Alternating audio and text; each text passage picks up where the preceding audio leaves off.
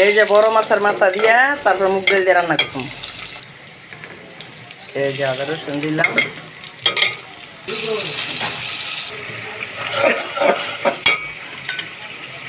এই যে মাছের মাথা দিয়ে দিলাম,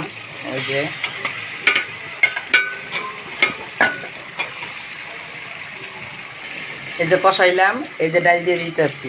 ডালটা আগের থেকে ভিজাই রাখছি, এর লেগে মাছটা আগে উঠাইলাম না, মাছটা উঠাইলাম না, ডালটা আগের থেকে ভিজা দিয়ে ভিজা রয়েছে। এই যে এখানে কষাইতেছি, এই যে পানি ফুটানো পানি দিয়ে দিলাম, গলে দেবো গা। মাছও উড়ান লাগবো না, কোনো কিছু লাগে না, সব আস্তে আস্তে গলে দেবো গা। ডাইল আর মাছের মাথা একসাথে দিলে মাছ গলিয়া যায়। এই যে মাছ গলছে, এই যে ডাল সুন্দর হয়ে গেছে, মাছও হয়ে গেছে, দেখছেন।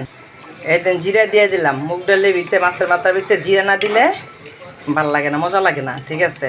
এই দিন দিছেন, খাইতে খুব ভালো লাগে। কে কে বড় মাছের মাথা দিয়ে মুগ ডাল দিয়ে পছন্দ করেন আমার কমেন্ট করে জানাবেন।